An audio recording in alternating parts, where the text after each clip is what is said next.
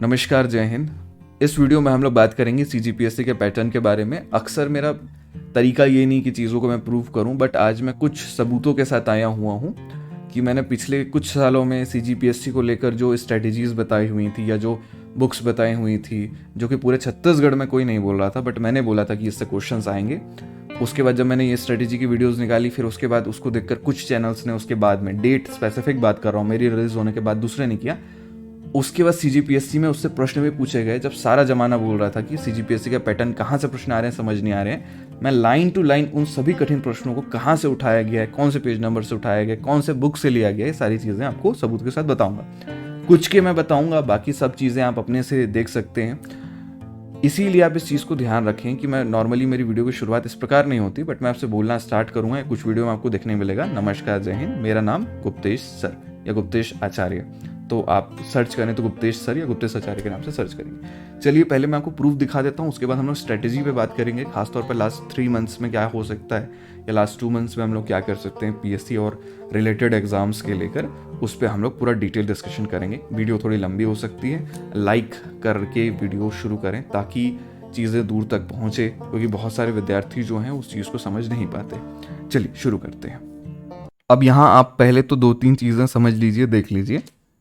पहली एक वीडियो दिख रही है, जिस वीडियो का डेट आप समझेंगे 14 जून 2021।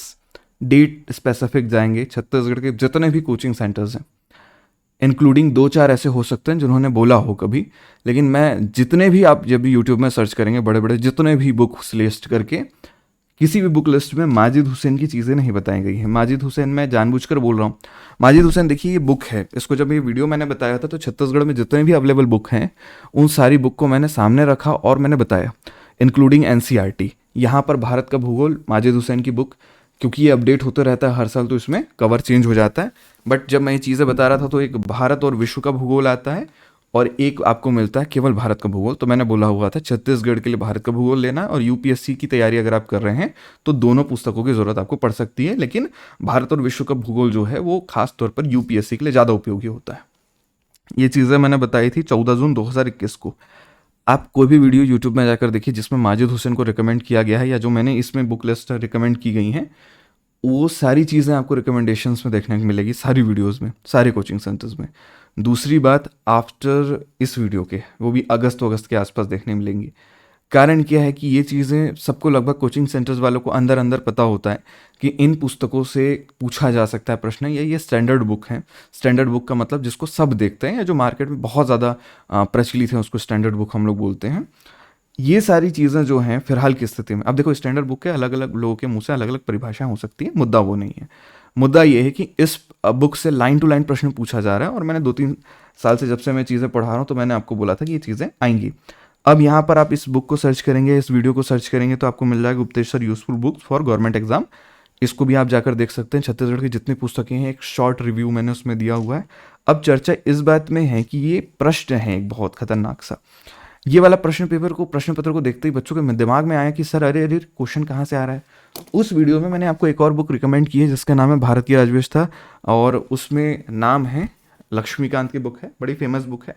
उस समय जब पूरे छत्तीसगढ़ में आप कहीं भी किसी भी कोचिंग सेंटर में पढ़ने जाओगे, किसी भी का रिकमेंडेशन में बोला, मैं शब्द उपयोग कर रहा हूँ कोई भी, कुछ कोचिंग सेंटर्स को छोड़कर जो बहुत अच्छे हैं, वो आपको बोलेंगे कि देखो हमारे कोचिंग सेंटर के नोट से 100% आएगा, हम ये नहीं बोल रहे हैं आप बाहर से जाकर पढ़िए। लेकिन मैक्सिमम कोचिंग सेंटर वाले क्या करते हैं, जब उनके एडमिशन लेंगे तो कुछ पुस्तकें साथ में देंगे, या वो बोलेंगे हमारी कोचिंग सेंटर के नोट से आप पढ़ो, इसमें से आएंगे, जो कि लगभग या तो ना होता है या तो हाँ बोलता है। या तो दूसरा चीज़, वो स्टैंडर्ड बुक और एनसीईआरटी का कंटेंट मिलाकर आपके लिए कुछ बनाएंगे जो कि कॉपी पेस्ट जैसा होता है। अधिकतर कोचिंग सेंटर्स के नोट्स आपको फोटोकॉपी के तौर पर इसीलिए मिलते हैं क्योंकि उसमें बहुत सारी चीज़ें कॉपीराइट की उपयोग होती हैं, जो सीधा बाहर से उठाई जाती हैं, किसी स्टैंडर्ड बुक की होती हैं, जिसके कारण अगर वो उसको पब्लिकली बेचेंगे तो संभवतः चांसेस हैं कि उस पर कॉपीराइट आ जाए और उनको उसका वैधानिक रूप से, यानी कि कानूनी रूप की लड़ाई लड़नी पड़ेगी। ये सब चीज़ों के कारण कोचिंग सेंटर वालों को बहुत ज़्यादा बच कर रहना पड़ता है कि आप बहुत सारी चीज़ें जैसे का तैसा नहीं दे सकते। दूसरी बात है कि भारत की राज्य व्यवस्था, ये जो बुक है ये अकेले 600 की आती है, ये बुक 600 की आती है। तो 2 बुक, केवल 2 सब्जेक्ट की बुक, एक पॉलिटी की बुक और एक ये राज्य व्यवस्था की बुक अगर आप खरीदोगे तो आपको 1200 से 1300 रुपये इसमें खर्चा पड़ेगा अगर आप लेटेस्ट एडिशन ले रहे हैं तो। पहले वैल्यू, पैसा, सब मैं चीज़ें लेकर चल रहा हूँ। अब इसमें एक क्वेश्चन आया था भारतीय संसदीय समूह के विषय में।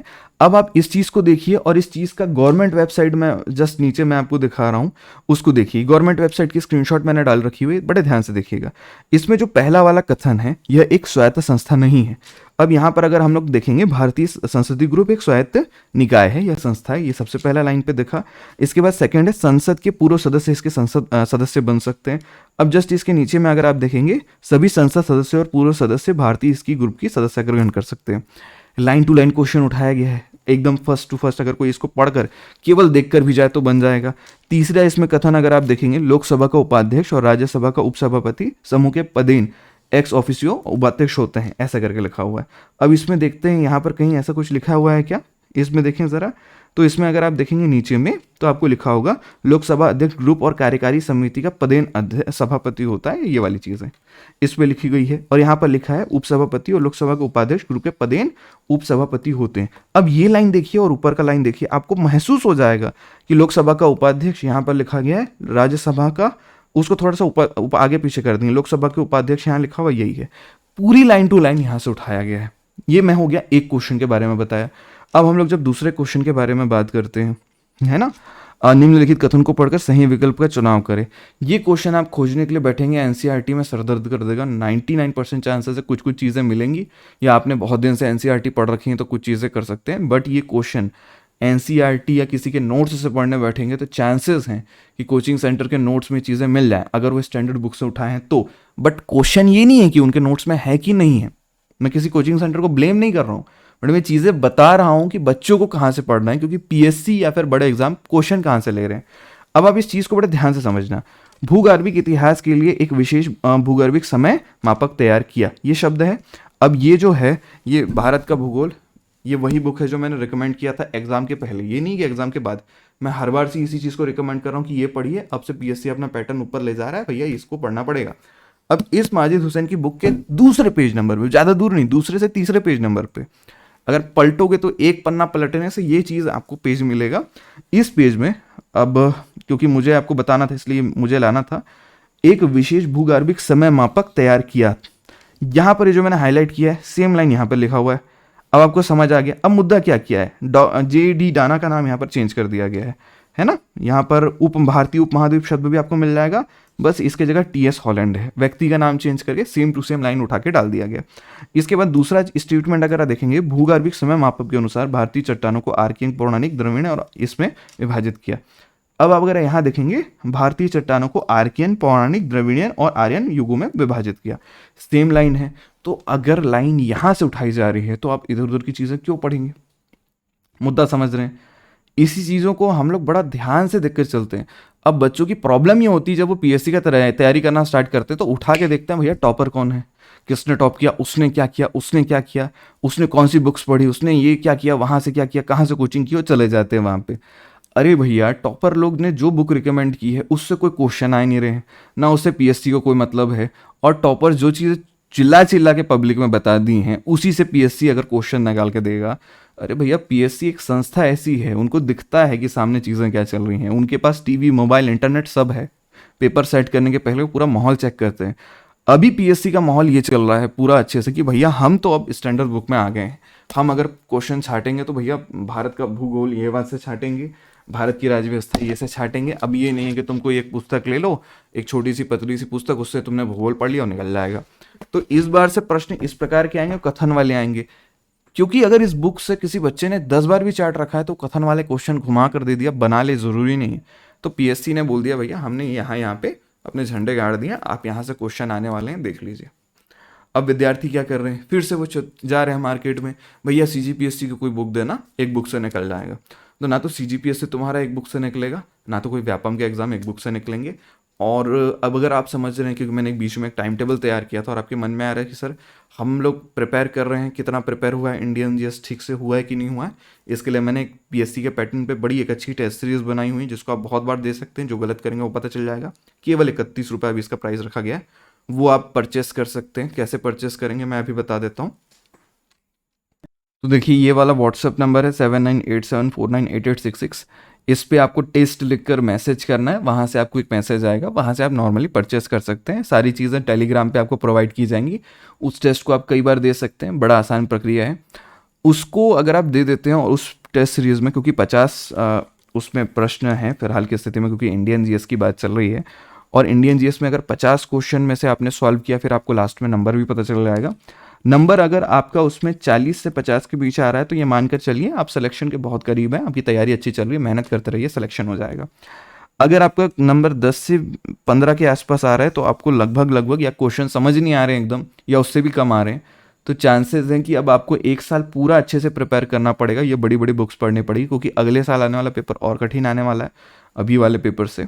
तो आपको ध्यान देना कि भैया 10-15 नंबर आ रहे हैं, मतलब एक साल की पूरी तैयारी लगने वाली है, जिसमें कोई दो मत नहीं, कोई झूठ नहीं बोला जाएगा कि भैया 2-3 महीने में निकल जाएगा। पहले अगर आप मेरी बातें सुनते 2-3 साल पहले, तो मैं बोलता था कि पीएससी का सिलेबस अभी जो है उसकी तैयारी हम लोग 2-3 महीने में आराम से कर सकते हैं, ये मैं बोलता। बट अभी की स्थिति में अगर आपकी 20 से लेकर 30 तक के नंबर आ रहे हैं तो इसका मानना रहेगा कि ठीक है, आप प्रिपरेशन आप अगर थोड़ा सा और मेहनत से करेंगे तो एग्ज़ाम आपका निकल जाएगा। यदि आपकी कैटेगरी वाइज अगर आप आते हैं, ST SC OBC आरक्षण के तहत चीज़ें हैं, क्योंकि उसमें कट ऑफ कम होते हैं, तो आराम से आप सेलेक्ट हो जाएंगे 20-30 के तहत। ये मैं चीज़ें बोल रहा हूँ, ये सिर्फ इंडियन जीएस का है। लेकिन अगर आप ये सोच के चल रहे हैं सर 100 नंबर में से हमारे 50 आ रहे हैं, हमारे नंबर कम आ रहे हैं, बहुत बुरी बात है, ये तो कोई बुरी बात नहीं है। पेपर देखो छत्तीसगढ़ के वाले के बीच में ही होने वाला है, अगर छत्तीसगढ़ के बाकी प्रतिद्वंदियों का पेपर, क्योंकि आखिर में बनना मेरिट लिस्ट ही है, तो सबका नंबर 50, 55, 60 के आसपास आ रहा है। सारे लोग अगर उस पेपर को उस तरीके से नहीं बना पा रहे हैं, 100 में से 100 किसी का नहीं आने वाला है, तो अपन सेफ लिस्ट में, अपन को घबराने की ज़रूरत नहीं है। वैसे भी सेलेक्ट हो जाएंगे। इसलिए आपको ध्यान रखना कि 40-50 के एरिया में चलना है, सेफ लाइन। क्योंकि देखो ये चीज़ों ध्यान में रखना। तो आप ये टेस्ट यहाँ पर से ले सकते हैं, वीडियो ख़त्म हो जाएगा, फिर लास्ट में एक बार और ये स्क्रीन दिखेगी, वहाँ से आप ले लीजिएगा। अभी वीडियो पे ध्यान देना, पूरे स्ट्रेटेजी पे। अब देखिए, आप बोलेंगे सर CGGS का मुद्दा। अब देखो CGGS में ये वाली चीज़ें आजकल बहुत देखने के लिए मिल रही कि मुद्दा नहीं मिल पा रहा है, कहाँ से क्वेश्चन आ रहे हैं सर, हम तो लाल पीली बुक पढ़ रहे हैं। जब भी लाल पीली बुक बोलता हूँ ना, वो एक किसी बुक को इशारा होता है, मैं जानबूझ के नाम नहीं लेता किसी का। भाई किसी का बिजनेस क्यों ख़राब करें, अपन अच्छा ही चीज़ें कर रहे हैं। तो 1933 में गांधी जी भाषण देने के लिए आमंत्रित करने वाले राजकुमार कॉलेज के प्राचार्य का नाम क्या था, ये वाली चीज़ है। अब ये इस चीज़ के बारे में मैं आपको बता रहा हूँ। गांधी जी को भाषण देने राजकुमार कॉलेज में आमंत्रित किया, प्रिंसिपल थे स्मिथ पियर्स। तो इसका आंसर स्मिथ पियर्स है, पहली बात तो ये। अब बोलेंगे सर ये कब हुआ, या तो ऐसी कोई चीज़ है। तो एक आर्टिकल छपी थी इंटरनेट पे 28 सितंबर 2018 को, 2018 की बात चल रही है। एक बहुत पत्रकार अच्छे हैं, बहुत ज़्यादा फेमस पत्रकार आप बोल सकते हैं, आशीष सिंह जी पत्रकार हैं, लेखक और संपादक भी हैं। इन्होंने कुछ कुछ चीज़ें लिखी हुई हैं छत्तीसगढ़ के इतिहास के बारे में, बहुत डिटेल की चीज़ें अगर आपको पढ़नी है तो इनके पास, या ये जो इनके आर्टिकल्स होते हैं आप अगर पढ़ेंगे उससे डिटेल में आपको काफ़ी चीज़ें मिल जाएंगी। पीएससी ने चीज़ें वहीं से उठा रही हैं, या तो फिर आप बड़े बड़े बुक्स जैसे छत्तीसगढ़ इतिहास का लेक्चर लेंगे, उसमें भी आपको मिल जाएगा। ग्रंथ अकेदमी की चीज़ें काफ़ी जगह मिलती हैं, और वो प्रकाशन उतना हो नहीं रहा है नया, ऐसा कुछ मुझे सुनने में आया हुआ है, इसलिए मैं रिकमेंड नहीं करूँगा कि आप वहाँ पर जाएं।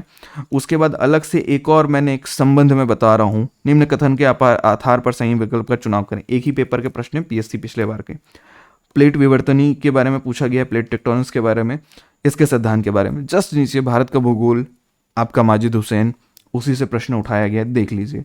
प्लेट विवर्तनीकरण का सिद्धांत इतने में मार्गेन के द्वारा प्रस्तुत किया गया था। इस सिद्धांत के आधार इसके द्वारा प्रस्तुत किए गए समुद्र तल के विस्तारण के अवधारणा पर आधारित है। तो यहाँ पर इनका सिद्धांत किसने दिया वो यहाँ पर लिखा हुआ है।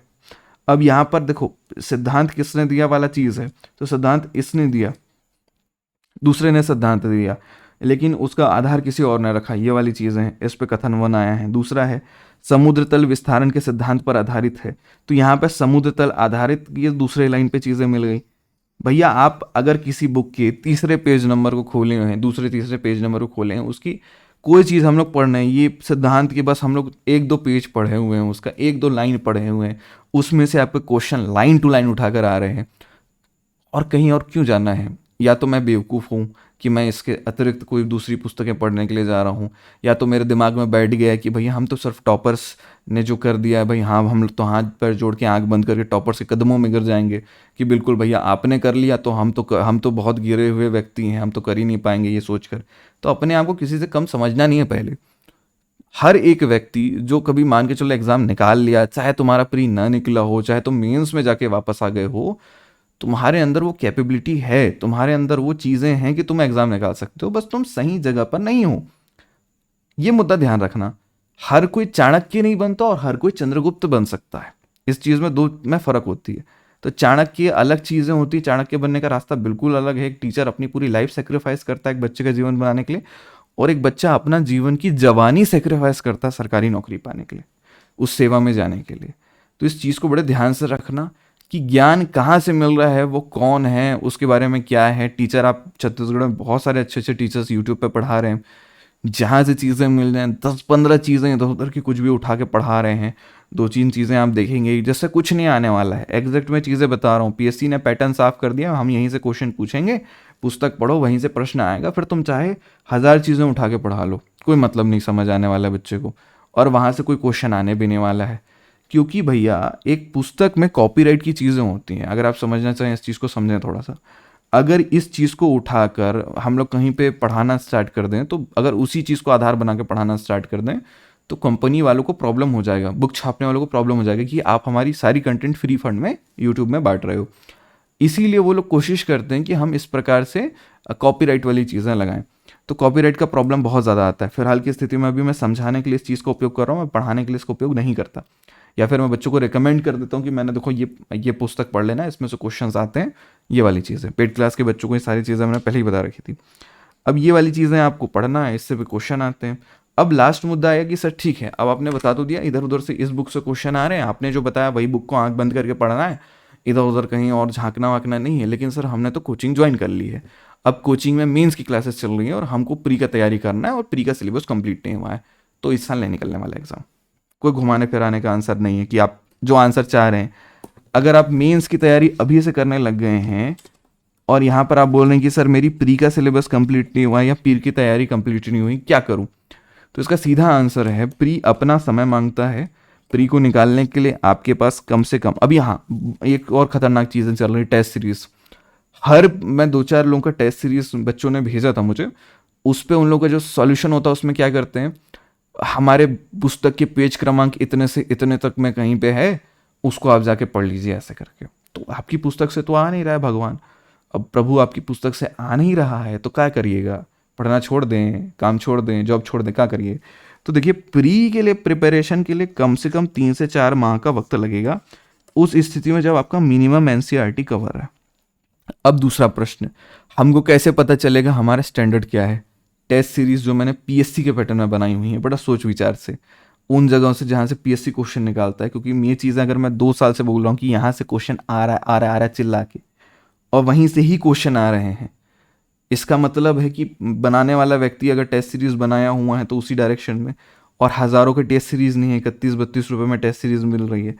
इसका मतलब है आप उसको जब देंगे तो आपको अपना लेवल पता चल जाएगा, हम कहाँ एग्जिस्ट करते हैं, कौन सब्जेक्ट में अच्छे हैं, कौन सब्जेक्ट में बुरे हैं।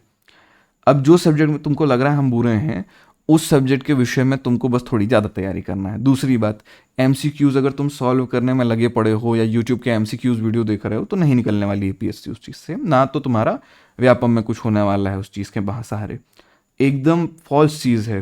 फॉल्स चीज़ का मतलब ध्यान में रखिए, एमसीक्यूज़ के पीछे भागोगे, अगर तुम वीडियो देख के 30 एमसीक्यू भी सॉल्व करने के लिए लग रहे हो, तो उस 30 एमसीक्यू को सॉल्व करने के लिए 40 से 45 मिनट लगेगा। लेकिन तुम खुद से सॉल्व करोगे या खुद से कहीं से बुक वगैरह से पढ़ के करोगे तो 10 से 20 मिनट में हो जाएगा।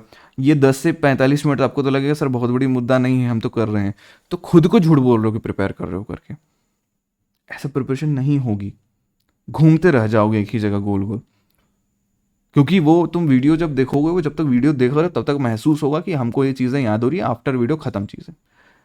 जब तक नोट्स ना बनाओ, जब तक डिटेल में ना पढ़ो, तब तक नहीं होता। और यूट्यूब में जो चीज़ें होती हैं, क्लासेस जो आप लोग देखते होंगे ना, 40-45 मिनट में क्लास, अरे हो गया पूरी क्लासेस, ऐसा टाइप से। मैं भी कभी जब फास्ट ट्रैक लेता हूँ तो छुट्टी लेता हूँ, जब मैं डिटेल पढ़ाता हूँ तो मेरी क्लासेस चलती 3-4-5 घंटे तक। तो उससे पहले में तो चीज़ें होती नहीं। अगर गांधी जी छत्तीसगढ़ का आगमन आप बढ़ रहे हैं, तो गांधी जी को छत्तीसगढ़ से वापस भेजने तक का जो प्रोसेस है वो पूरा तुमको पढ़ना पड़ेगा।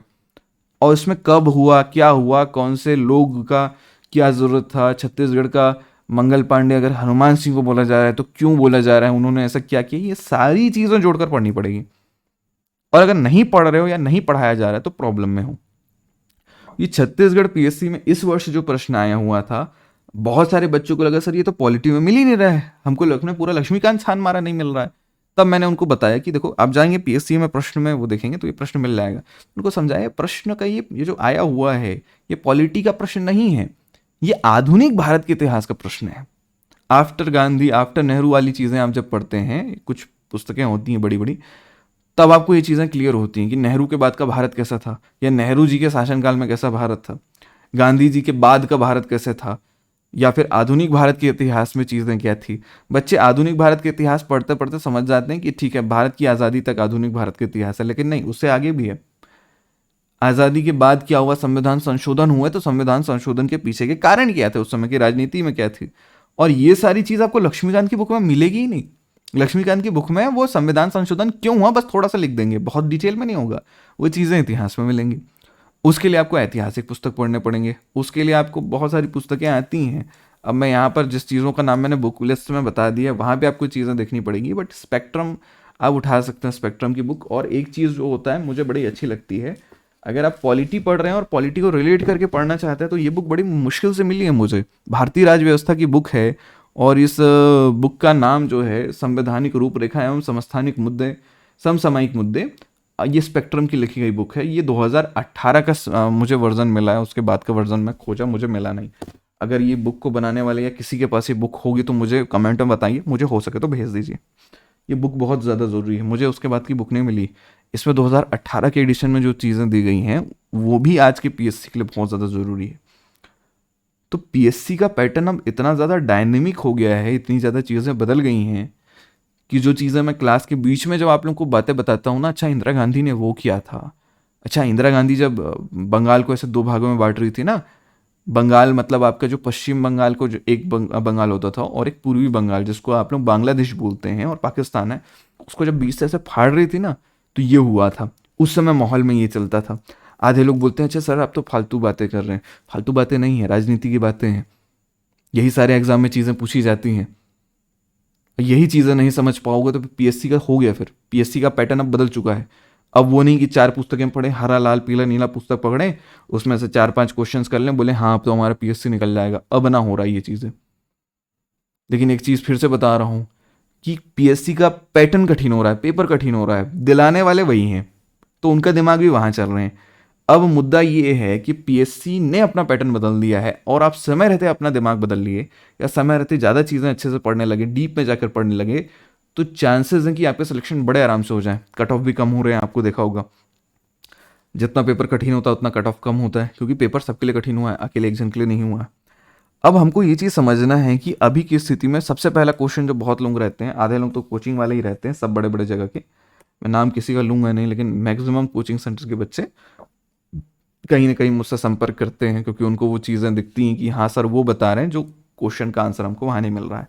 तो यदि आप मेंस की तैयारी कर रहे हैं और नॉर्मली बिलासपुर वगैरह जाके कर रहे हैं, 12-15 महीने का आपका कोर्स है और आपके कोर्स आपने अभी अभी कुछ महीने आपकी आंखें खुली हैं तो ज्वाइन किया है और 2-3 सब्जेक्ट बस वहाँ कंप्लीट हुए होंगे मेरे ख्याल से, उस मुद्दे से, क्योंकि मेंस का मैं भी पढ़ाता हूँ तो लंबा ही पढ़ाता हूँ, वो नहीं है कि जल्दी जल्दी खिला दिए कुछ भी, आराम से लंबा टाइम लेके पढ़ाना पड़ता है।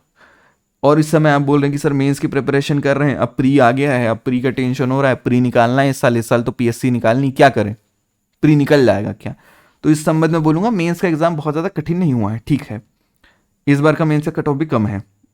अभी से इसलिए कम है बोल रहा हूँ क्योंकि बहुत लोगों की पहचान में जितने भी बच्चे मेंस देते हैं उस हिसाब से कम है। दूसरी बात है कि प्री की मामला अगर आप समझने की कोशिश कर रहे हैं, प्री के लिए 3-4 महीना ये समय मांगता है। इसमें पहली चीज़ ये होती है कि जितने पहले के प्रश्न पत्र हैं, पिछले 5 साल के प्रश्न पत्र, वो कर लीजिए। अगर पिछले 5 साल के प्रश्न पत्र समझ नहीं आ रहे तो मेरे फास्ट ट्रैक के कोर्स हैं जो मैंने फ्री में यूट्यूब में सीजी का करा रखा है, पेड क्लास में मैंने इंडियन का करा रखा है, उससे अगर आप पढ़ेंगे तो उससे आपको अंदाज़ा लग जाएगा कि पिछले 5 साल से कैसे पैटर्न में चीज़ें चल रही हैं। अब देखो पीएससी या कोई भी बड़े बड़े एग्जाम होते हैं वो अचानक से पूरा पैटर्न बदल नहीं देंगे। जैसे 100 प्रश्न जहाँ जहाँ से आ रहे हैं, अगले साल 100 के 100 प्रश्न अलग जगह से नहीं डाल सकते, क्योंकि एक मर्यादा होती है प्रश्न पत्रों की कि आपको एकदम ऐसा भी प्रश्न पत्र सेट नहीं कर देना कि बच्चे बना ही नहीं पा रहे हैं। वो एक मर्यादा होती है कि 25 प्रश्न जो होंगे वो बड़े सरल होंगे, अगर कोई पिछले 5-10 साल का चीज़ें अच्छे से कर रखा है तो उस बच्चे की चीज़ें बन जाएं। दूसरी बात है, अभी की स्थिति में आपको यूपीएससी की चीज़ों को ध्यान में रखना पड़ेगा और खास साथ साथ यूपीएससी के साथ साथ यूपीपीएससी की चीज़ें और साथ में बिहार पीएससी की चीज़ें जो बीपीएससी आप बोलते हैं, इनमें जो प्रश्न आ रहे हैं उनको थोड़ा सा अपन ध्यान में रखेंगे। चांसेस हैं कि उनके पैटर्न से या उन पे जो टॉपिक्स हैं वहाँ से चीज़ें उठा लें। अगर आप ये 3-4 जगह के जहाँ जहाँ के पैटर्न है उसका स्टडी बहुत अच्छे ढंग से कर लेते हैं, उसके बाद लगभग चांस है कि आपका प्री रुकेगा, बिल्कुल न के बराबर चांस है, क्योंकि इतना पढ़ने के बाद बहुत ज़्यादा नॉलेज आ जाता है कि आप तुक्का भी मारें तो सही हो जाए। वो एक होता है ना, बड़े बड़े साधु ज्ञानी हो जाते हैं, बड़ा पढ़ लिया कि वो किसी को झापड़ भी मार दें तो वो भी राजा बन जाए, वैसी स्थिति बन जाती है कि आप इतना पढ़ लेते हैं, इतना आप अलग अलग 10-20 पेपर के पैटर्न समझ लेते हैं, उसके बाद चीज़ें हो जाएंगी। पहली गलती क्या ना करें कि अचानक से पेपर पैटर्न पढ़ने के लिए खुद से पेपर उठा के सॉल्व करना लग गए कि हम पिछले 10 साल के बच्चे लोगों का दिमाग बड़ा अलग चलता है। उनको बोलो 10 साल का पेपर पैटर्न एनालाइज कर लो तो वो 10 साल के पेपर सॉल्व करने लग जाते हैं। और मुझे बाद में ये चीज़ें समझ आती है कि मैं बच्चों को बोल देता हूँ कि अच्छा ये कर लेना, तो कुछ लोग समझ जाते हैं, मैक्सिमम लोग उसका कुछ और मतलब निकालते हैं। इसलिए मैं मतलब बता रहा हूँ क्या करना है। इन सब के 5-10 साल के क्वेश्चन उठाओ और क्वेश्चन को एनालाइज करो कि जो जो उसमें कीवर्ड्स हैं, कीवर्ड्स मतलब राष्ट्रपति का निर्वाचन से संबंधित प्रश्न आए हैं तो राष्ट्रपति का निर्वाचन चाट जाओ बिल्कुल जाके। तो क्या होता है कि मान लो इधर से राष्ट्रपति का निर्वाचन आया, इधर से भी राष्ट्रपति का निर्वाचन, इस एग्जाम पे भी, इसमें भी, तो ये जो वाला पॉइंट है ये तीनों खासकर स्टेट या तीनों एग्जामिनेशंस को बहुत इंपॉर्टेंट लगता है। ये इसलिए बहुत इंपॉर्टेंट पोर्शन है, इसलिए पढ़ लीजिए। मैं एग्जाम्पल दे रहा हूँ राष्ट्रपति का निर्वाचन। इसके बाद के संदर्भ की चीज़ों में अगर आप देखेंगे दूसरी चीज़ें से, फॉर एग्जाम्पल अगर मैं आपको ये चीज़ें बोलूँ कि अगर आप पढ़ रहे हैं तो 25 से 30 नंबर के जो प्रश्न होते हैं, नंबर का आशा देखो, अभी मैं क्योंकि सारे एग्जाम को साथ में लेके चल रहा हूँ, अभी जैसे मैं पीएससी के संदर्भ में बात कर रहा हूँ तो उसमें आते हैं प्री में 100 प्रश्न, 100 में से 50 प्रश्न जो आते हैं वो इंडिया के आते हैं। तो अभी विशेषता मैं बात कर रहा हूँ इंडिया लेवल की। सीजीजीएस का आप बहुत सारी पुस्तकें पढ़ेंगे तो निकल जाएंगी, उसके लिए एक अलग से विशेष वीडियो मैं बनाऊंगा, अगर आप लोग कमेंट में बताएंगे, अन्यथा ज़रूरत नहीं है बोलेंगे तो नहीं बनाऊंगा, ठीक है। कम से कम इसमें 500-700 लाइक्स दिखेंगे, उसके बाद वो वीडियो लॉन्च हो जाएगा, या तो फिर कमेंट्स ज़्यादा दिखेंगे तो इसमें अगर हम लोग बात करें इंडिया के लिए, खासतौर पर इस विषय में इंडिया की बात कर रहा हूँ, 50 प्रश्न जो इंडिया से आते हैं, अगर मैं 50 नंबर बीच में बोलूँ तो उसका मतलब समझ लेना 50 मैं प्रश्नों की बात कर रहा हूँ। अब यदि हम लोग 50 प्रश्नों के विषय में बात करें तो उसमें से 25 से 30 प्रश्न जो हैं वो प्रीवियस ईयर के पैटर्न के हिसाब से चलते हुए आता है, उसमें बहुत ज़्यादा परिवर्तन देखने के लिए नहीं मिलेगा। 100 प्रश्नों के विषय में बात करेंगे तो 100 में से ऐसा बैलेंस किया जाएगा कि 40 प्रश्न जो हैं वो आपको बिल्कुल पुराने पैटर्न से मिलते जुलते होंगे, पुराने पैटर्न के ही प्रश्न रहेंगे, बस उसको थोड़ा डीपली पूछा जाएगा, क्योंकि एक मर्यादा होती है पेपर सेटर की, भैया आप एकदम किसी को एकदम घुटनों में गिरा के आत्महत्या के लिए मजबूर ना कर दें कि भैया हम तो जीवन में कुछ पढ़ ही नहीं पाए हैं, कहाँ पढ़े हैं, कुछ समझ ही नहीं आया है। तो उतना भी लेवल मर्यादा होती है पेपर सेटर की, भैया हम थोड़ा सा, क्योंकि पेपर सेटर को पेपर मिलता है, पहले मिलता है प्रीवियस ईयर के पेपर, कि भैया ये देख लो प्रीवियस ईयर का पेपर है, इस प्रकार से हमने छाटा था, पिछले 2-5 साल के पेपर दे देंगे, इधर दे देंगे, देखो ये कुछ महत्वपूर्ण पुस्तकें हैं। फिर सरकारी वेबसाइट वाले लोग सब रिपोर्ट भेज देते हैं कि भैया हम देखो ये सरकारी वेबसाइट की रिपोर्ट आई है इस साल की, कि इनके अनुसार ये जनजातीय व्यवस्था ऐसी रही, जनगणना व्यवस्था ऐसी रही, कृषि अर्थव्यवस्था ऐसी रही, आर्थिक सर्वे ऐसा रहा, सबको सामने में रखते हैं क्योंकि यही ऑथेंटिक चीज़ है। कोई वो लाल पीली नीली पुस्तकें से नहीं पेपर छाटते, फिर लाल पीली नीली पुस्तक छाट देते हैं। फिर जो मार्केट में बड़े बड़े तथाकथित लोग होते हैं कि बोलते हैं हमारे टेस्ट सीरीज से प्रश्न आ रहे हैं, टेस्ट सीरीज से प्रश्न आ रहे हैं, तो टेस्ट सीरीज भी ला देते हैं। अब टेस्ट सीरीज ला दी तो उनको भी देख लेते हैं थोड़ा थोड़ा कि अच्छा ऐसा कोई प्रश्न हम ना छाट दें कि एकाएक इसी से आ जाए, तो फिर बच्चे लोग ये कोचिंग सेंटर फिर कूदने लग जाएगा कि अच्छा हमारे यहाँ का प्रश्न आया है। तो वो सारी चीज़ों को पहले समेट लेते हैं, उसके बाद देखते हैं कि माहौल क्या चल रहा है। माहौल देखने के 2-3 तरीके होते हैं, या तो आप यूट्यूब में जाकर देख लीजिए कि कितने बच्चे लाइव पढ़ रहे हैं। तो पिछले समय की स्थिति में बच्चे यूट्यूब पे बहुत कम लाइव पढ़ते थे, अभी की स्थिति में वही 100, 150, 120 के लोग आसपास लाइव देखने के लिए मिलेंगे। कुछ मेरे चैनल में देखने के लिए मिलेंगे, कुछ दूसरे के चैनल में देखने के लिए मिलेंगे।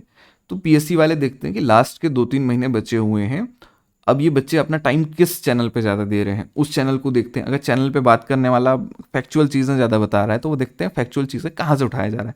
पेपर सेटर जैसे मैं इतिहास का आप मुझे बोलेंगे, भूगोल की चीज़ें बोलेंगे, आप मुझे कोई क्वेश्चन देंगे, कोई भी 5 बुक से उठाएंगे तो मेरे ध्यान में, क्योंकि मैंने 5 बुक पढ़ रखा है तो मेरे ध्यान में अच्छा 5 बुक मैंने देख रखा है तो ये प्रश्न कहाँ से आया है।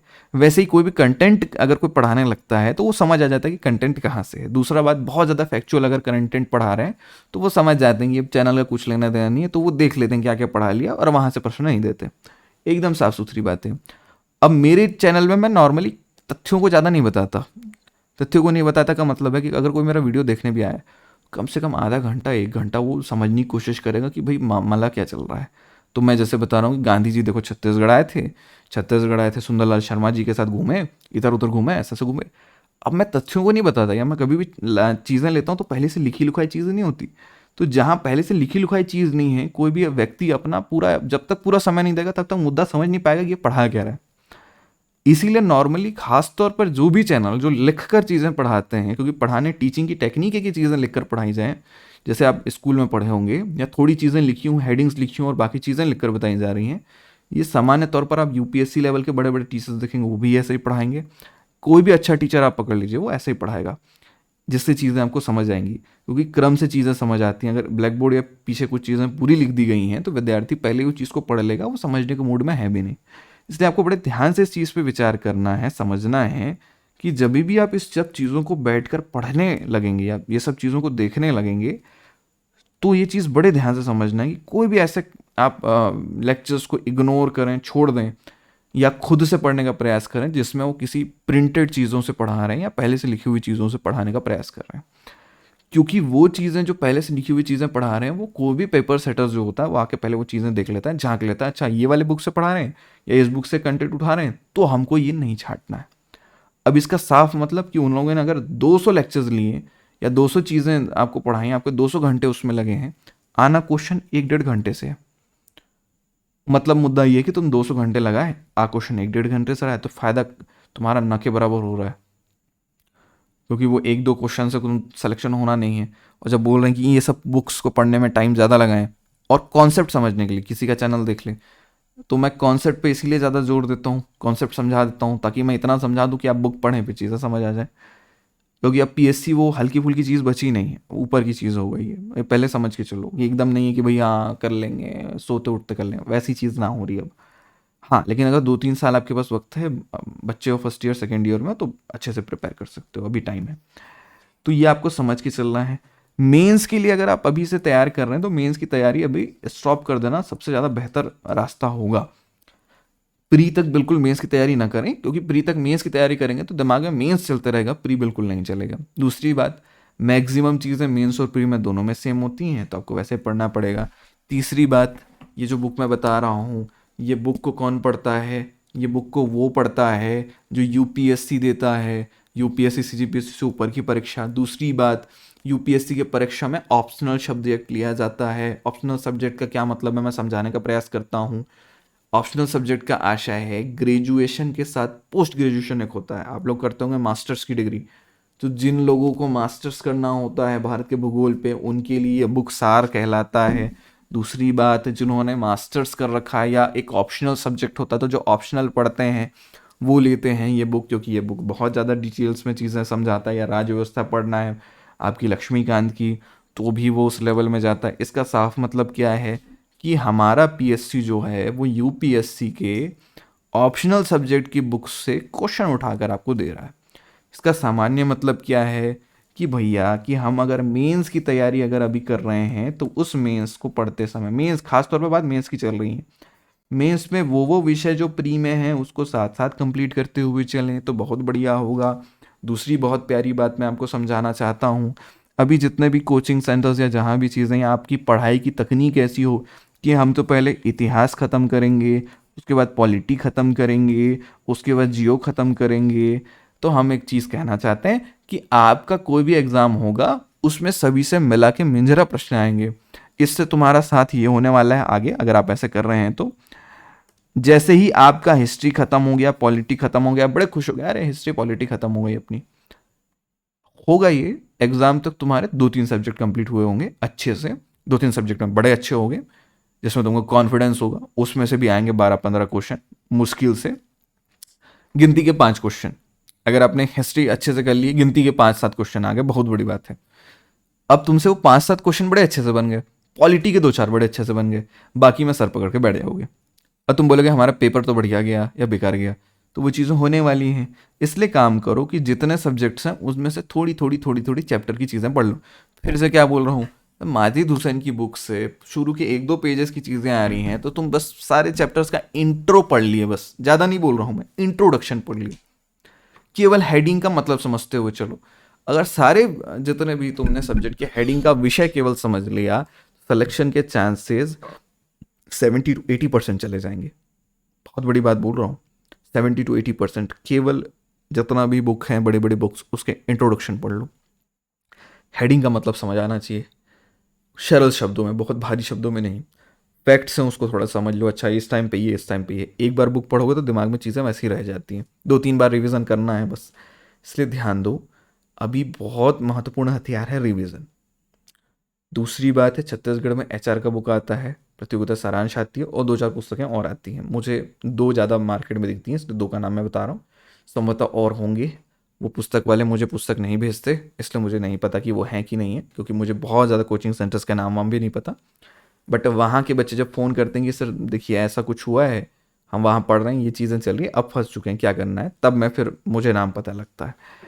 अभी की स्थिति में अगर आप मेंस की तैयारी बिल्कुल छोड़ दीजिए, प्री की तैयारी करना शुरू कर दीजिए। 2 चीज़ें मैं लाइन से बता रहा हूँ, ध्यान से सुनो। पहली चीज़ है, मेंस की तैयारी छोड़ दीजिए, प्री की तैयारी शुरू कर दीजिए। कैसे करें प्री की तैयारी? पहले एनसीईआरटी पढ़ लीजिए, नोट्स बनाना बंद कर दीजिए। किसी भी प्रकार का नोट्स लास्ट टाइम पे बनाने की कोई ज़रूरत नहीं है, वरना लिखते रह जाओगे, बुक कभी कंप्लीट ही नहीं होगी।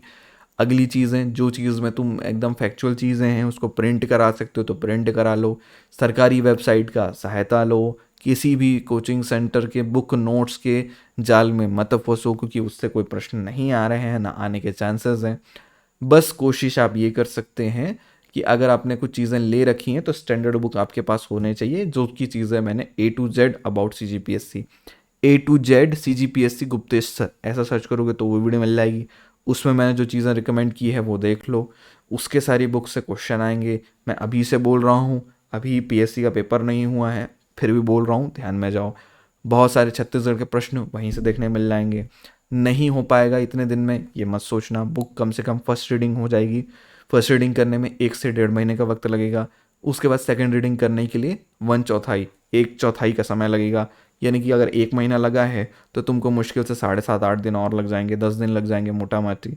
तो उतना दिन में तुम्हारा आराम से हो जाएगा सेकंड रिवीजन, थर्ड रिवीजन और जल्दी हो जाएगा। इस प्रकार से आपका रिवीजन जल्दी जल्दी हो जाएगा, PSC के पहले पहले बड़े आराम से हो सकता है, अगर मेहनत करो तो। फिर से रिपीट कर रहा हूँ, अगर मेहनत करोगे तो। वरना हाँ जी कर लेंगे, फिर उधर जाके दुनियादारी की चीज़ों में फिर घुस गए, या बीच में डर लगने लगा तो फिर यूट्यूब में सर्च किया, फिर तीसरे चौथे वीडियो में चले गए।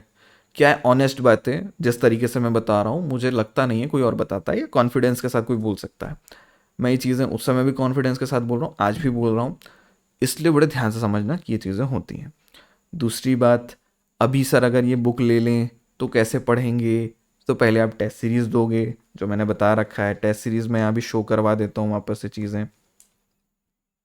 ये टेस्ट सीरीज़ की बातें हैं। इस पे व्हाट्सअप आप टेस्ट लिख के, सेम स्पेलिंग लिखे, और कुछ नहीं करना, मेरा नाम ये, मेरे को टेस्ट खरीदना है, कुछ नहीं, बस ये टेस्ट लिख कर आप भेजोगे, उधर से लिंक आ जाएगी।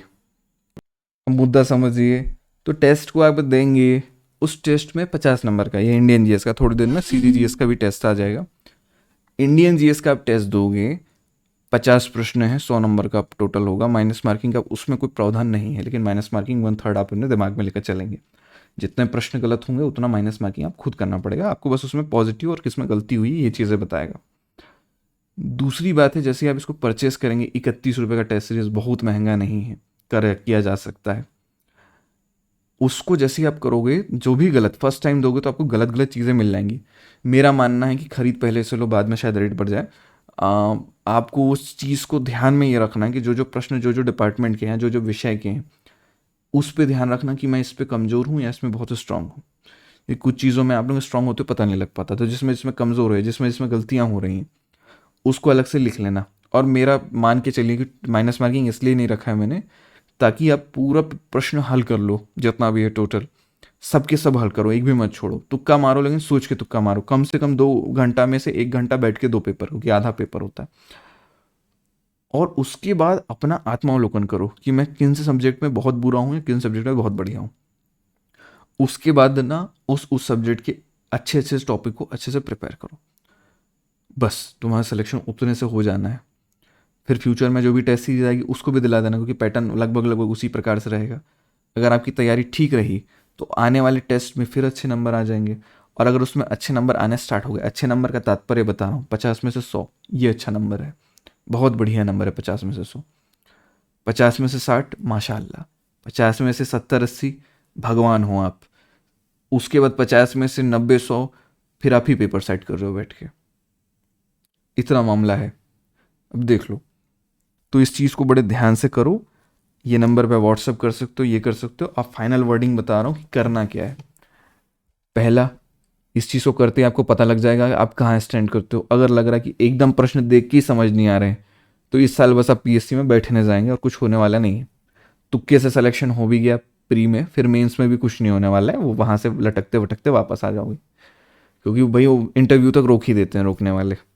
इसलिए बड़े ध्यान से इस चीज़ को समझना है कि या तो हम सेलेक्ट होने के लिए पढ़ रहे हैं या हम समझने के लिए पढ़ रहे हैं। समझने के लिए पढ़ोगे तो हो जाएगा। दूसरी बात, हड़बड़ी करोगे तो इतना बड़ा सिलेबस है, अब कवर नहीं हो रहा है, अब 3-4 महीने में नहीं हो पाएगा। अगर आपके पास पहले की नॉलेज है तो हो जाएगा। दूसरी बात, पहले अगर आप फैक्चुअल चीज़ें बहुत ज़्यादा पढ़ रहे हैं और एकदम अडिग हैं, एकदम जिद्दी हैं कि नहीं हम तो यही पढ़ेंगे, और जाके इधर उधर गालियाँ दे रहे हैं, अपनी फ्रस्ट्रेशंस निकाल रहे हैं दूसरे यूट्यूब चैनल में। कई लोगों के लाइव में अचानक से पहुंचा, तो देखा मैंने लाइव जब कमेंट बॉक्स होते हैं, ऐसी ऐसी गालियाँ, आए हाय हाय, गुरु को गालियाँ, ओए होए, जीते जी पाप कमा लेते हैं बिल्कुल। फिर उनका सिलेक्शन वैसे भी नहीं होने वाला है, भगवान। क्योंकि देखो, तुम पैसे यहाँ कमाते हो नीचे, और वो पैसे न्यायालय नीचे चलती हैं, कोर्ट्स के नियम कानून यहाँ चलता है। तुम्हारा भारत का संविधान नीचे चलता है, ऊपर नहीं चलता। भगवान के यहाँ कोई भारत का संविधान नहीं है। भारत का अपना अलग संविधान अपना नीचे है, भगवान का अपना अलग संविधान चल रहा है। तो जीवन में कभी भी ये चीज़ ध्यान में रखना कि आप लोग, हर एक विद्यार्थी के लिए बोलता हूँ, आपकी बुराइयाँ बहुत लोग करते हैं, आपकी चीज़ें बहुत बुरा करते हैं। तो जो भी आपकी बुराई कर रहा है वो कभी आपसे ऊपर नहीं होता। कभी भी कोई सक्सेसफुल व्यक्ति जो होता है, ज़्यादा सक्सेसफुल व्यक्ति जो होता है, अपने से कम सक्सेसफुल व्यक्ति की बुराई कभी नहीं करता। देखना उठा के, कोई नहीं करता, किसी को मतलब नहीं है, क्योंकि वो अपने रास्ते में बिजी रहता है। जो लोग फालतू लोग रहते हैं वो 4 लोगों को जाके कोचकते रहते हैं, अच्छा ये है वो है वो है। आपके जीवन में भी आएंगे कुछ लोग जो कोच का काची करेंगे बेमतलब का, कि तुमसे तो नहीं हो पाएगा, ये नहीं हो पाएगा, वो नहीं हो पाएगा, ऐसा ये हो जाएगा, वो हो जाएगा। ये फालतू लोग हैं, इनके पास कोई काम धर्म धंधा नहीं है। और कई लोग के बच्चे लोग होते हैं, कई कई बार एग्जाम निकाल लेते हैं, उसके बाद कूदने लगते हैं, अरे हमारे बेटे ने एग्जाम निकाल लिया, तुम्हारे बच्चे ने निकाला। तो इतना कंपटीशन है, इतना सारा लोग हैं, इतना सा जॉब है, किसी का निकलता है किसी का नहीं निकलता, किस्मत से है। और कभी कभी आप लोग टॉपर लोग से जाके बात भी करेंगे तो कई लोग अपना नाम ठीक से नहीं बता पाते, कई लोग अपना काम ठीक से नहीं कर पाते। तो ये चीज़ से घबराना नहीं, क्योंकि देखो, किसी को जीवन में सक्सेस बहुत बाद में मिलती है और किसी किसी को सक्सेस तुरंत मिल जाती है। तो जो तुरंत सक्सेस मिला वो व्यक्ति हो, पक्का वाले व्यक्ति नहीं है। जैसे कि मैं हमारे डिस्ट्रिक्ट कलेक्टर के बारे में देखता हूँ, जब उनका पोर्टफोलियो निकाल के आप देखेंगे तो उनके पास इतनी डिग्रियां हैं कि आप बात उनसे जब करने जाएंगे वो बहुत ज़्यादा बात नहीं करते, बहुत शालीन में है, बात करने में बड़े प्यारे हैं, अच्छे से बात करते हैं। क्यों? कि जो जिस व्यक्ति के पास जितना नॉलेज होता है वो कम बोलता है। जिसके पास एकदम बहुत ज़्यादा नॉलेज हो और वो बहुत ज़्यादा बड़बड़ाए, वो चीज़ें नहीं होती। किसी की दूसरी की तारीफ, गाली गलौज कुछ नहीं, अपने काम में रहते हैं। उनके पास पॉलिटिक्स की डिग्री, पॉलिटिकल साइंस में एमए है, एमबीए कर रखा है, फिर मेरे ख्याल से सोशियोलॉजी में भी है, 2-3 एमबीए रखा हुआ है, एमए, फिर एमबीए भी है, ऊपर से मेडिकल की डिग्री है। ये सारी चीज़ें रखकर व्यक्ति जब पक जाता है ना, मैच्योर हो जाता है, मैच्योरिटी जब तक ना आए आपको, फिर वो उस लेवल की जॉब नहीं मिल सकती, ऐसा दिमाग में रखकर चले। तो पहले काबिल बनने का प्रयास करना है, और काबिलियत ना सटाक से नहीं आती। ये चीज़ें जो एक्सपीरियंस है वो तुरंत नहीं आती, उसमें थोड़ा वक्त लगता है। तो अगर आपके एक्सपीरियंस में, आपकी सफलता में वक्त लग रहा है, इसका मतलब है कि आपकी सफलता बड़ी होने वाली है। और नॉर्मल जिन लोग मान के चलिए अभी बड़े कूद रहे हैं कि अरे हम तो पटवारी बन गए, हम तो ये फूड इंस्पेक्टर में हमारा हो गया, इसमें हो गया, उसमें हो गया, टीचरशिप में लगे, पैसे छाप रहे हैं, कर रहे हैं, तुरंत की सक्सेस है। जो घर तुरंत बना है, रेत का किला 5 सेकंड में बन जाता है, लेकिन टिकता 5 मिनट नहीं। तो जिनको अपने चीज़ों पे घमंड हो चुका है, गर्व हो चुका है, या जो चीज़ों में दूसरों को डोमिनेट करने के पीछे लगे होते हैं, या दूसरों को नीचा दिखा के ऊपर जाने का प्रयास करते हैं, इनकी ऊंचाई बहुत दूर तक नहीं चलती। और जब आप बहुत दूर या बहुत ज़्यादा दूर तक मेहनत करते हुए निकलते हैं, जैसे आप मॉर्निंग वॉक में जाएंगे सुबह, घर से 5 मिनट की दूरी पर जाएंगे या फिर 1 किलोमीटर में जाएंगे तो बहुत लोग दिखेंगे, मोहल्ले के 100 लोग मिल जाएंगे। 2 किलोमीटर जाइए, 100 से 50 हो जाएंगे, फिर थोड़ा और आगे जाइए। ऐसे करते करते आप जब बहुत दूर चले जाएंगे ना, जैसे मैं एग्जांपल कभी कभी बच्चे लोगों को देता हूँ कि जब आप अपने मोहल्ला ये आपका है, आप यहाँ तक जाएंगे ना तो मोहल्ले का व्यूज़ इतना बस दिखेगा, इतना एरिया बस दिखेगा। लेकिन अगर आप अपने मोहल्ले से बहुत ज़्यादा दूर निकल जाते हैं, 7-8 किलोमीटर मान के, बहुत दूर बोल रहा हूँ लेकिन फॉर एग्जांपल करके आप दूर निकल जाइए और वहाँ से देखेंगे आपको अपना मोहल्ला दिखेगा और बहुत बड़ी बड़ी चीज़ें दिखेंगी, विज़न तुम्हारा बड़ा हो जाएगा, बहुत दूर तक की चीज़ें देख पाओगे। जस्ट सामने खड़ोगे, 2-4 मकानें दिखेंगी, 4-5 अंकल आंटी दिखेंगे, और दुनिया बहुत बड़ी है मेरे यार, छोटी मोटी नहीं है। इसलिए आपको बड़े ध्यान से समझना है कि आप कभी यहाँ पर खड़े होकर जितना ज़्यादा दूर जाएंगे उतना कम लोग आपको मिलेंगे। जितना तुम स्किल्ड होगे, जितना तुम्हारे अंदर अनुभव भरेगा, जितना ज़्यादा तुम ज्ञानवान बनोगे, जितना ज़्यादा तुम बुद्धिमान बनोगे, उतने कम लोग तुमको मिलते जाएंगे, तुम अकेले पड़ जाओगे। सरकारी नौकरी वह त्याग है मेरे मित्र जिसके लिए तुमको अपनी जवानी कुर्बान करनी पड़ती है, सेक्रीफाइस करनी पड़ती है। दूसरे लोग घूमते रहेंगे, बच्चे पैदा करते रहेंगे, शादियां होते रहेंगी, ना जाने पता नहीं क्या क्या करेंगे, लेकिन आपको वो सेक्रीफाइस आप दे रहे हो अपने नेशन के लिए, अपने राज्य के लिए, अपने देश के लिए, अपने देश के लोगों के लिए, हर उस व्यक्ति के लिए जो आपको अच्छा भी समझता है, बुरा भी समझता है, जो आपके लिए समय पे खड़ा होता है, मेहनत पे, मुश्किल पे, और जो समय मुश्किल वक्त पे आपका साथ छोड़ देता है, हर उस व्यक्ति के लिए आप अपना जीवन न्यौछावर कर रहे हो, अपनी जवानी न्यौछावर कर रहे हो। ये एक सरकारी नौकरी त्याग से कम नहीं होता। तो जब तक एक जो सेना में एक व्यक्ति खड़ा होता है ना, जो सामने खड़ा होकर कुर्बानी देता है, शहीद होता है हमारे देश के लिए, और एक सरकारी नौकरी के लिए जवान जो होता है, एक जवान व्यक्ति जो होता है अपनी जवानी जो दे देता है, दोनों में कोई फ़र्क नहीं है।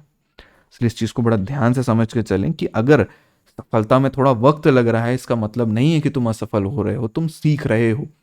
एडिशन ने 100 में 101वें बार में अगर बल्ब बनाया तो 99 बार उसने बल्ब में क्या गलतियां हैं वो सीखा। इंजीनियरिंग में एक ट्रायल एंड एरर मेथड होता है, अगर जो इंजीनियर्स होंगे वे जानते होंगे। अगर मुझे ये जानना है कि ये पेन कितना ज़्यादा भार सह सकता है, इसकी लिमिट क्या है, तो पहले इस पे वो भार डाला जाता है, इसको तोड़ तोड़ कर देखा जाता है। पहले 100 किलो डाल दिए, पता चला 100 किलो में टूट गया, फिर थोड़ा दूसरा पीस बनाया, उसमें 80 किलो डाले, बोले 80 किलो में टूट गया, फिर 65 किलो डाले, 65 किलो नहीं टूटा, तो बोलेंगे अच्छा 65 किलो में नहीं टूटा, तो बोल दीजिए इसका भार सहने की क्षमता है 60 किलो, ताकि लोग इसे 60 किलो के ऊपर ना डालें। तो ये सारी चीज़ें होती हैं, ये बड़े ध्यान से समझे। इसलिए सफलता असफलता में बच्चे बड़े नर्वस हो जाते हैं, बहुत सारे लोग बोलने वाले भी, निगेटिव चीज़ें तो बहुत ज़्यादा फैली हुई हैं। हर एक दूसरे व्यक्ति को सरकारी नौकरी चाहिए, नहीं मिल पाती तो रोने लगते हैं या गुस्सा दूसरे पे निकालते हैं, और दूसरों के जलन वाली जो चीज़ें होती हैं, इन सब चीज़ों से बचें। सफलता के लिए लालची न बने।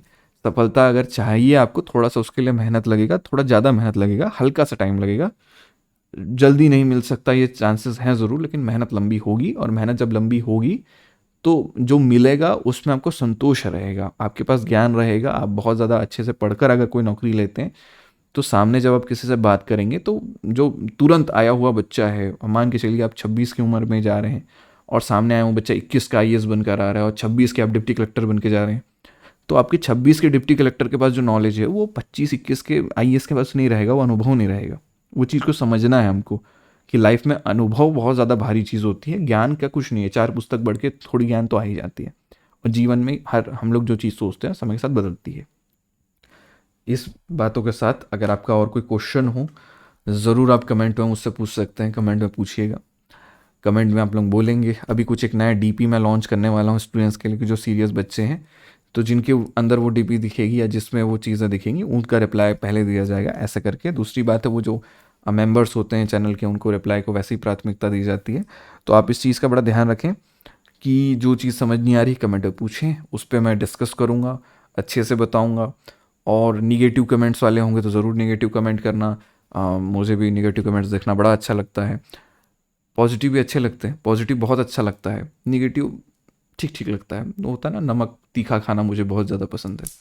वो बोला जाता है ना कि तुम्हें भौंकना पसंद है और मुझे भौंकते हुए तुम, तो वैसी वाली चीज़ें होती है। और लाइफ में ये चीज़ें आपको रखनी है अपने साथ एटीट्यूड, कि निगेटिव थिंकिंग वाले तो वो करते ही रहेंगे, उनको कुछ नहीं मिल पाया उसलिए तो निगेटिव है। तुम्हारे पास पॉजिटिव थिंकिंग की शक्ति है, उसको बढ़ाओ और ये सारे निगेटिव संपी को दबा डालो, ख़त्म कर डालो। तो इस शब्दों के साथ मैं अपना इस लंबा सेशन को ख़त्म करता हूँ। आई थिंक कितना लंबा हो गया भैया, 50 मिनट। वो बोल रहे हैं 50 मिनट हो गया। रात का समय है, मेरे ख्याल से रात के बज रहे होंगे 10:30-11 बजे। इस बीच हम लोग रिकॉर्ड करके डाल रहे हैं, संभवतः ये आपको आज की तारीख में मिल रहा है आज की तारीख हो रही है 17 अक्टूबर। मेरे ख्याल से 18 की रात 12 बजे के आसपास ये चीज़ें आपके लिए रिलीज़ कर दी जाएंगी। नमस्कार, जय हिंद। मैं हूं गुप्तेश आचार्य और आप देख रहे थे युद्ध अभ्यास IAS अकेडमी।